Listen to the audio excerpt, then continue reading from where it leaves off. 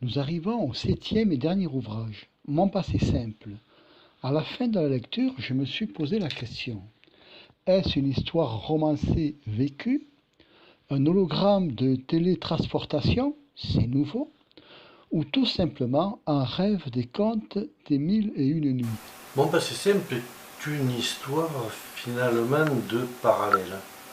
Parallèle de région, en fait même pas de région puisque tout se passe dans le Gard, de coins différents, d'années différentes, de décennies différentes, de personnes différentes. En fait, c'est l'histoire d'Erwan, un garçon très typique et très typé, disons, des ados de maintenant, 2017, avec tout l'attirail que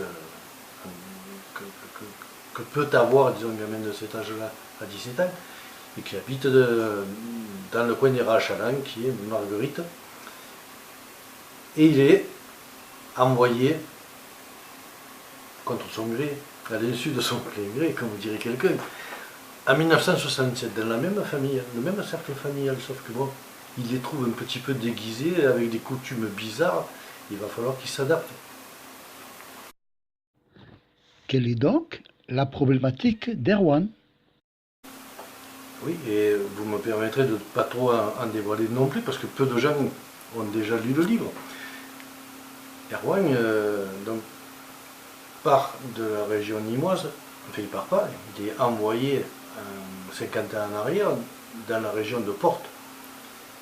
Portes, Chambouillet, le pont de Rastel, avec le viaduc de Chambouillet en filigrane.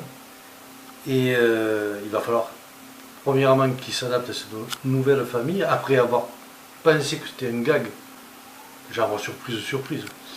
Mais en fait, il y est bien installé, il faut qu'il s'habitue, qu'il s'adapte au mode de vie de l'époque. Et après, il va rencontrer le premier grand drame de sa vie, puisqu'il est très jeune. Et il n'aura qu'une seule quête, c'est repartir chez lui, comme il dit, mon chez moi, en 2017, parce qu'il sait que le même drame risque de se produire également en 2017. Donc, lui seul peut arriver à juguler ce drame. Une énigme donc à découvrir entre la vie de 1967 et 2017. Tout un programme. Je rajouterai une chose, c'est que, en tant qu'ancien fils, petit-fils, neveu de mineur, il y a une lampe de mine qui trône chez moi, qui a une énorme importance dans ce livre. Cette lampe de mine a-t-elle quelque chose à voir avec l'histoire? Elle n'a pas le rôle principal qui est dévolu à Erwan, mais elle a un très grand rôle et je vous ferai remarquer que son numéro, c'est le 17. Comme l'année 2017. Et je m'en suis rendu compte le 17 mars, et c'est ma mère qui me l'avait acheté, qui est née un 17. Donc il y avait trop de coïncidences pour que je ne me serve pas de cette lampe dans mon roman. Merci Georges Vierne pour cette présentation qui nous donne envie de vous lire. Pour commander avec dédicace, vous pouvez contacter georges.vierne@laposte.net. Je ne saurais que trop le suggérer.